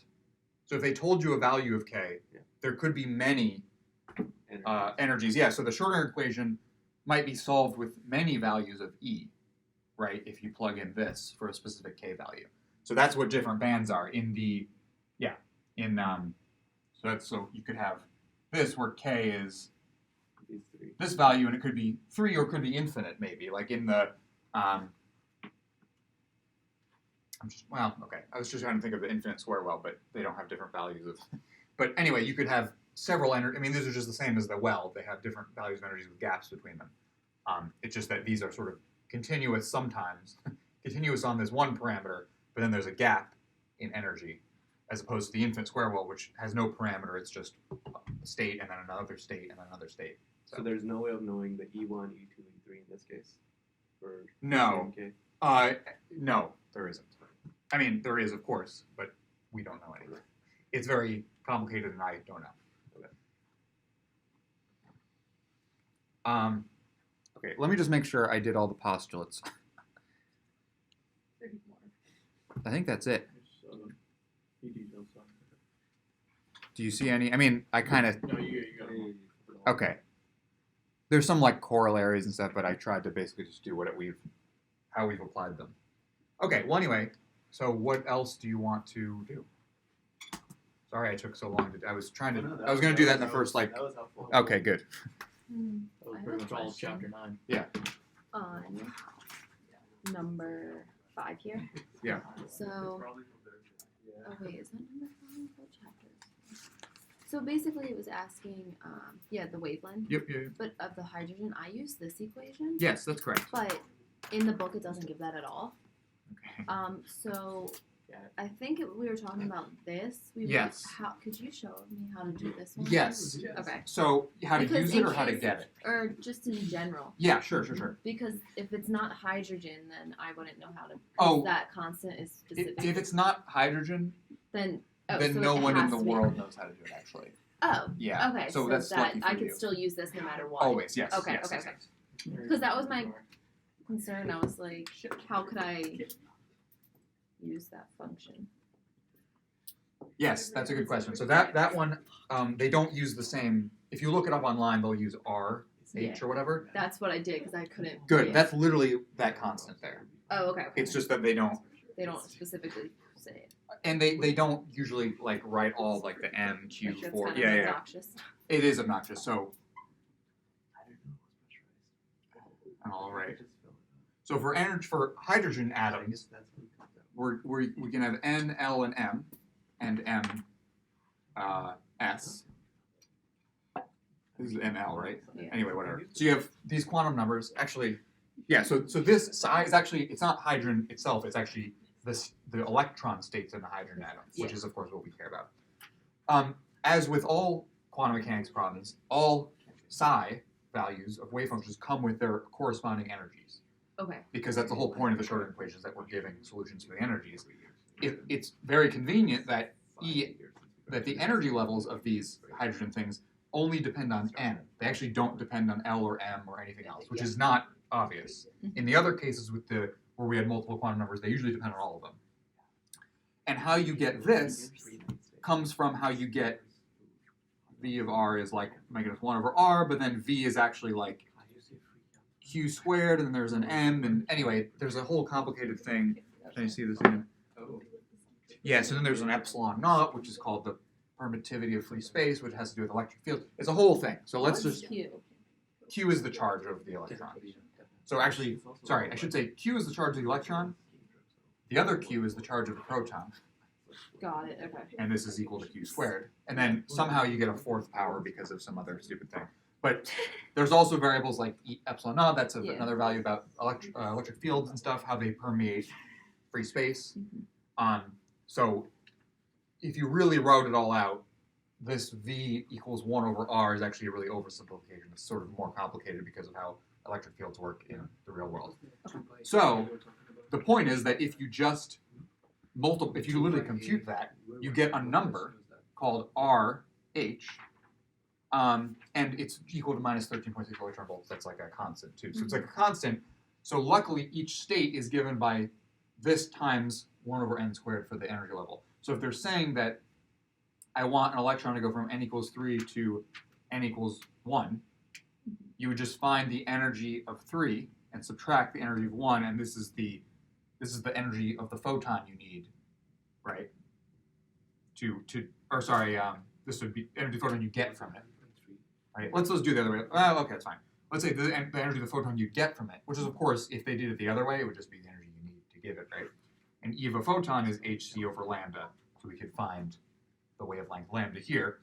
This is just given by minus 13.6 times 1 over 9, right? And this is given by minus 13.6 times 1. And that's it. And then, there we go.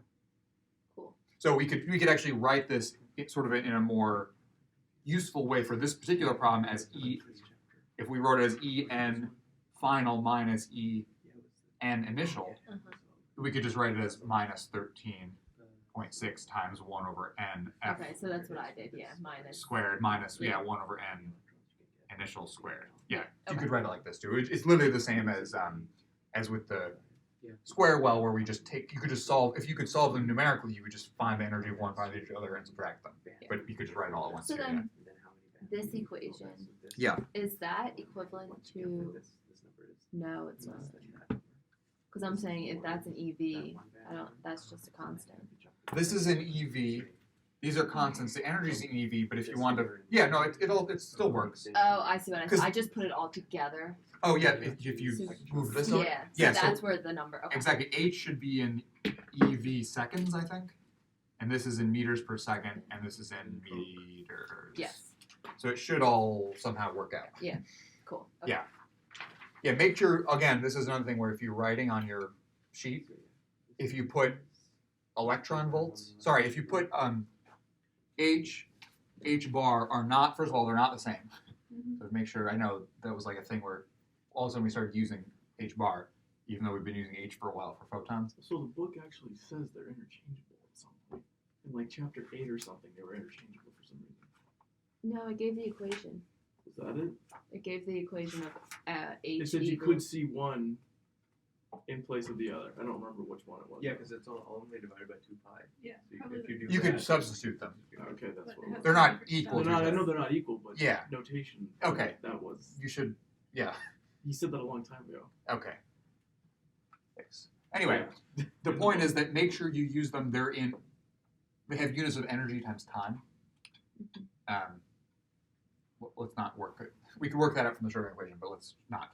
But they have, so it's EV times seconds or joules seconds. So make sure you're using the right one. And if you're using something like for a hydrogen atom, this number, the Reynolds number, I don't know, whatever R is. Yeah. Is that what's called the Reynolds number? No. It's R, something's RH. name, RH, which is minus 13.6 EV. That's given in EV, of course, so you have to use this one. If you have some, I don't know why you have it in joules, but if you did, you could use this one. And they're different, of course, numbers. But you could also, instead of that, you could also just write the conversion between electron volts and joules. But that's just more work and stuff. So just make sure you know that A, those are not the same value, and B, that they can be written in 2 different units. I mean, they can be written in a lot of different units, but if you look them up, you'll find that they can be written in different units. Make sure you don't, let me write, when you're looking these up,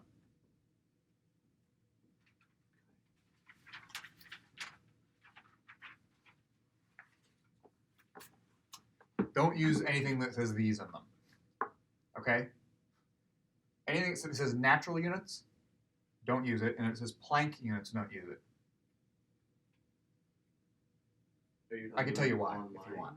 we're- Yeah, online. Oh, okay. Sorry. This is if you're I- online. As in, if you look it up on Wikipedia, this might be even the first thing it says. Okay. Because the answer is in, well, actually, it's a little bit of a silly thing. The answer is that in natural units, guess what H bar is? You want to guess? 12. It's 1. Ah. And C is 1. Speed of light. So anyway. We do that. I don't believe so. Because then, okay, I'll just say real quick. I won't get into it. But I'll just say, if C, for example, if C is 1, what you're saying is that meters per second is 1, right? Something in meters per second is 1. Therefore, a meter is actually equal to a second. And this is saying that a similar thing, which is that energy is inverse of time. So anyway, so everything you do in physics has like what's called a mass scale, and you can do everything in terms of mass. And there's no length of time or anything like that. It makes it a lot easier. Anyway, Is Professor Z going to be there? Tuesday? Yes. Okay.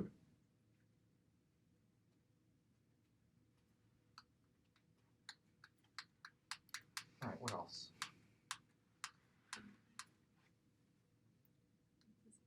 The Bach thing is this thing, right? Who? Oh, Bloch. Block. Bloch, yeah. Yes, Bloch's theorem is this.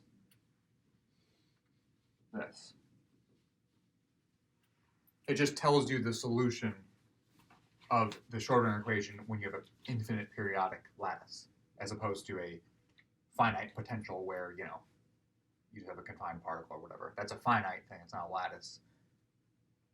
If you just knew how to do infinite square well problems and someone said now you have a looping square well forever in space, you would have no idea how to do it because it's like I don't know. So Bloch's theorem kind of gives you the answer, which is just that you have a periodic function times this other thing, and now they're giving you automatically that you have a new quantum number that's sort of continuous now, and now we have to use these bands and all that stuff. And that's just for elements when you're dealing with metals or. Yeah. It could be any material. It could be a solid, because we saw that there could, or not all solid. Sorry, it could be like a plastic or a, any material that's. I mean, any material is a periodic lattice essentially. The electrons, but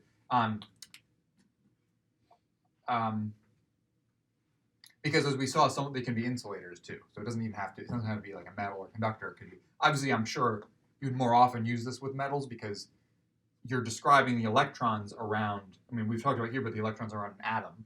But here we're talking about electrons around the wave function of electron around a giant mass of atoms.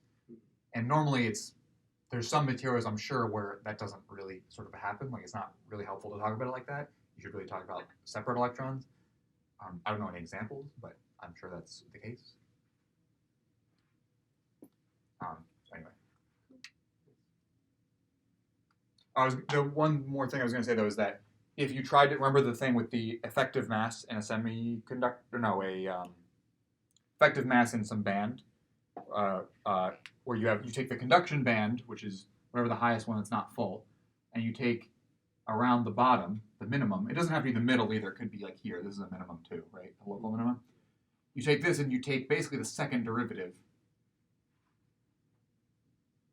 which is the curvature, and then the mass is equal to the force, which you have to give it an electric field to be to cause some force.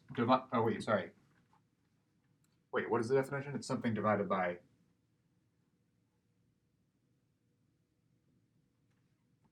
What's on top of this? Sorry. Is it h bar square upon 2m star? Like so that should be h bar square. Oh yes, good. Good. Sorry. This is a k, but yes. Oh yes, good. Now, so the reason I'm showing this is because this is just a formula. This is bottom part here, denominator, is the curvature, right, of the band, of the region of the band you're talking about. So an electron in this state behaves as if it has a mass of this amount. And the way we got that was this Taylor expansion. But I just wanted to show you that if this is true, then what if I have the band that's just a free particle? Right? A free particle has energy this. And as we can see, if you just plug in this mass down here, I mean, you'll get basically the Taylor expansion, which would be h bar squared over, so, okay, E around a minimum would be a constant, plus the linear term, which would go to 0 at the minimum, right? Plus 1/2 d squared dk squared times k squared, which would be, and then if we plug in that, we'd get h bar squared over m, so 1/2. I'm plugging in, if I solve for this here, h bar squared over m is that, times k squared, and this is just that. So the point of this is that within a band, we have an effective mass. I should really call this star, right? Cond. Cond just means it's if this is a conduction band. It could be in any band, but the question they asked about the homework is the conduction band. But m cond is the effective mass of responding to forces like electric fields when it's in this state. But if we just say, well, what about the effective mass if it's literally a free particle? Shouldn't it just be the mass? Like, isn't that kind of what it is? And hopefully this kind of shows that if you just Taylor expand it, this is the definition of a Taylor, this here is the definition of a Taylor expansion. And if you just plug it in, you'll get the actual energy of the free particle, which is that. So essentially what you're saying is that the effective mass of a particle in here, in free space, is equal to m, which makes perfect sense. So you'd only get like if you had a really steep curved band that went, I don't know, whatever, let's say it was like this, here you might imagine the effective mass is much bigger because to change its position this way, that really means changing its momentum. And if changing its momentum requires a bunch of energy, meaning you have to go up a big hill, then that sort of means that it's hard to push. That's literally kind of what you're saying, is that to change its momentum slightly requires a bunch of energy. That means you need a lot of energy to push it, and that just kind of means it's heavy. That's what effective mass is supposed to capture here, is like how heavy it is, how much inertia it has. And the electrons are always filled at the lowest state there? Yeah. Okay. Well, I mean, in real life, I'm not sure, but in the Fermi picture, like when you're talking about the Fermi energy, you define it to be that they're filled from the lowest state Right. to here. I mean, I guess I don't totally know what happens.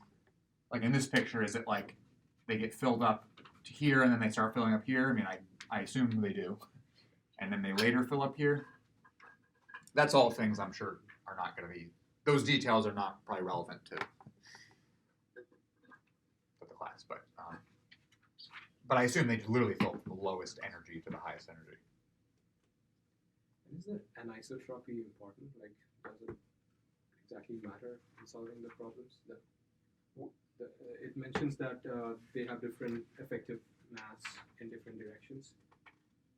Oh, I don't think that will matter, except that when you had that, remember when we had a sandwich of the two, let me say more than sandwich. When we had a block of this, and a block of something else, and a block of something else. Right. And in here was the gallium, whatever, who cares, something. We had material 1, and material 2, right? And material 2, if you looked at the band gap in material 1, so in material 1 you had like, let's say this, and then, well, this and then this, and it was a big gap. In material 2 you had this and then this, which is a very small gap. And they were saying how like if you just add a little more like aluminum or whatever it was, you could get the gap to be smaller and smaller and smaller. So if you had one where it was very small here and then here it's very big again, in the z direction, if this is the z direction, electron in here feels like it's in a finite square well, right? Because if this is the z direction, then in here it's sort of trapped. Like if it's in this band here, an electron in this top band, to go to this band, which is sort of down in the z direction, it would have to gain a bunch of energy. So that means that's this. So this is material 1, material 2, and material 1. Right? Does that make sense? I know I'm like, there's several dimensions working here. I'm sorry, but I know but like, imagine an electron. So here we go. An electron in the top band of material 2 is like, has a wave function like this. It's trapped inside material 2, but it can't get to material 1 very easily because it would need, this energy is higher. Like, its current energy is like down here. Like, pretend the bottom band is in the same place all the time, and the top band just is lower in the middle. Right. So therefore, it can be a free particle here because it can sort of conduct in the middle, but it can't really go in the z direction very much because it doesn't have enough energy. So this is in the z direction, it's like a finite square well. Okay, and in the x and y direction, it's just like a free particle because it just can travel wherever it wants. It's in a conduction band. So this is a 2D electron gas, that's what they call it. 2D electron gas. Yeah, and sorry, what was your question? No, I'm actually quite confused because I was just going through the text over here and it says these pockets are highly anisotropic. I don't know why that is important. Like, You mean the mass? Yeah, because apparently the effective mass varies because of the directions, like which direction the electrons are moving in or something. I guess. Yeah. So I was gonna say, I think when they talk about this, they're talking about like if the material is a 2D electron gas, to move up and down. I mean, we can kind of see it looks like this, but there is an effective mass that it has. Okay. It's kind of hard to move into the other materials, but to move this way, its effective mass is different. So I would call this one M parallel, and this one M perpendicular. Mm-hmm. And they also say M conduction is a separate thing, but I think it's the same as parallel, but it's just in the conduction band. Oh, okay. I don't know why they use a different letter. But when they say anisotropic, that's very important because this is a 2D electron gas, it's not a 3D. It's in 3D, but we have a breaking of the symmetry. Instead of all 3 dimensions being free, we only have 2 dimensions are free. Right. I believe that's the extent that's Okay. important. I don't think it matters so much like when you you mean like you have a band that looks like that, and it seems like going this way is harder and this way is easier or whatever. I mean, actually no, that can't be true because we're Taylor. That can't be true. But anyway, yeah, that's what they mean by the two directions, I think. But for the question, the M star conduction would Yeah. be the value to use, right? Yeah, I mean, Not that's the only value. one we've ever used in the homework Right. because they specifically talked about conduction. Right. And that's the only one that really matters because I think the other ones are for like the other bands. Mhm. And yeah, they do have an effective mass, but they don't really do anything. Like we don't normally use them for anything. Okay. For usage of like why would you ever make this in the real world? You'd only make it to do conduction stuff. Mhm. So you'd only want to know the conduction part. Got it. And conduction would only happen in these directions because in this direction you you don't have it sort of wouldn't flow through this direction. Right. Yeah. But it is important to recognize that it does have an effective mass and it is not the same in each direction because and that's why it's a 2D and not a 3D.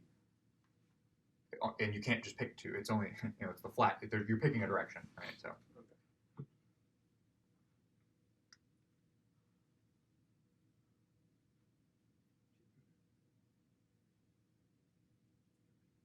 I assume you could have a 1D electron gas as well, but if you just made like a tube, you would just have two copies of these in Y and Z. You could have a 1. Oh, another question. I guess that's what a wire is, right? Anyway, sorry. Go ahead. Quick question on that. How do we know which wave are we drawing? The first order, second order, third order in that band gap? You're talking about this one? Mhm.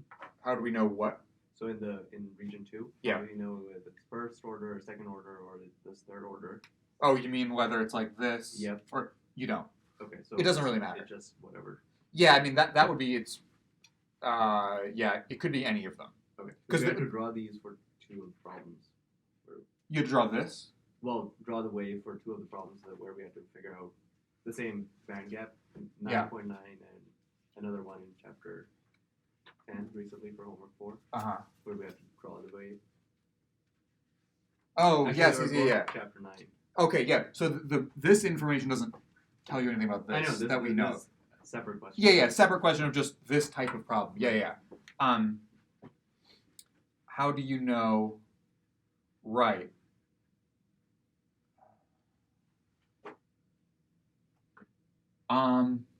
I think so I didn't really like that question because I think you don't know until you solve all the boundary conditions, which as we saw, it takes a lot of effort.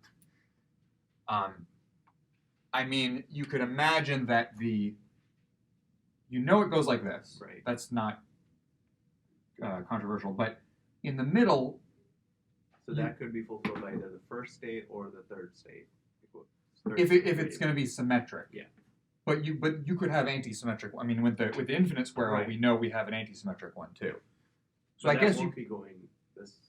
no, it's Because it's not yeah, you're right. continuous. Sorry, you're right. So I guess you couldn't have that. Yeah, you're right. But still between the first and third, we'll have Yeah. to figure out which one it is. I thought there was a homework question that said there's one of them that's odd or something. Yeah, that was 9.9. Yeah, like even odd even. Yeah, but I think there's no odd solutions There's a second. You because you can't have this because we just said then you couldn't have a Then that's continuous. not- can't. That's true. Never mind.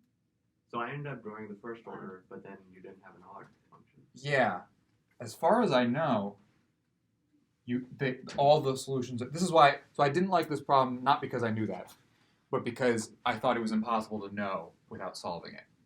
I think you just have to say, in the limit where it's a, you don't have to really say it like this, but like in the limit where it's an infinite square well, you know that the first one looks like this, and you know the second one, well, the other even one, I guess, looks like that or whatever. That's the third And order. so you know that like the one that goes like this is not going to be the first one.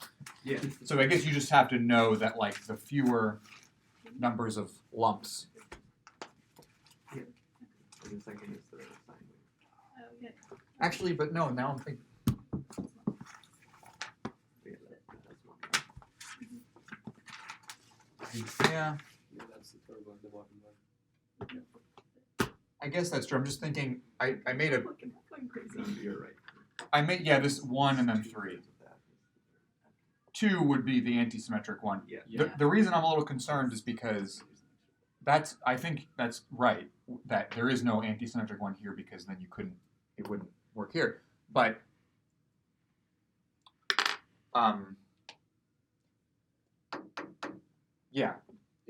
sure, okay, yeah. Yes, because you certainly couldn't because the slope is positive here, right. And there's no way to make this function have a positive slope. So the derivative cannot be continuous here. So yes, that's true that you cannot have this thing. The reason I'm not moving on is because I made a statement last time about how because the potential was symmetric, all the solutions have to be symmetric. But then I was thinking just now of the infinite square wall where it's still symmetric, but you do still have this solution, which is kind of weird. So I don't actually know the answer. I mean, obviously I know the answer of why this is an allowed state is because the derivative does not have to be continuous when the potential goes to infinity. But that's kind of an annoying thing to... Like, for example, take this state, take this state and expand the well so that it gets to, like, infinity. You know, is that just empty? Like, what, I just mean, like, these are sort of related in some limit. So how come you have an extra n equals 2 state here, anti-symmetric one, and you don't have one here? I'll get back to you. Okay. And we had a similar question in assignment 4, which was 9 point something, I forget, where you had to draw. It's coming from the left and it was high potential. So that could have a second state. If it was coming from the left and it was a free particle, then they shouldn't have ambiguity. If it's a free particle, but I think we were just supposed to draw it out. There wasn't. You could always draw a free particle. Yeah. You know, you could always draw like that. You don't need to fit anything really. I mean, you do, but you don't need to like.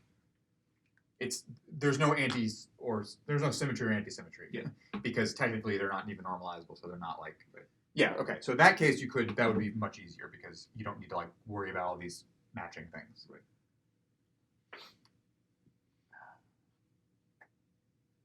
Yeah, I don't have a good answer for why you get an anti-symmetric solution to the infinite square well other than the fact that when potentials are infinite, weird things happen. I mean, again, if you just follow the rules, solve the Schrodinger equation, and match boundary conditions, as long as you remember that the one boundary condition that is optional, it's not optional for you, but it's optional for the problem, is that the derivative does not have to be continuous when the potential is infinite, which is only ever occurs in this problem. In every other problem, the derivative also has to be continuous with the wave function, and it has to go to 0 at the ends, and it has to be normalizable. As long as you apply all those, you'll never get a wrong answer, which is why I didn't love that problem, because they were asking you to solve it without solving it, which if you actually solved it, you would never run into a problem like that, because you would just never get a solution that doesn't work. So this would be the case for every even state, right? 2, 4, 6, 8. Yes. Okay. Yeah, right. The n equals 4 would have 4, what are they called? Twice the Lumps. cycles. No, what are they? Cycles. Yeah, but what's Nodes, the? antinodes?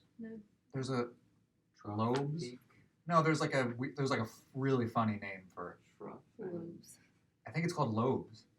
When I used to teach physics lab, you had to like put a string on like put a string on a thing and it vibrates it, and then you had to like get it to different states. And they used a word, I think it was lobes, and I always thought that was so funny. I was like, what is a lobe? Anyway, sorry, what you gonna say? I was just thinking. So when it comes to solving the Schrodinger equation, Yeah. does that mean just looking at the problem and trying to tailor it from the original form, like when it's both time dependent and space dependent?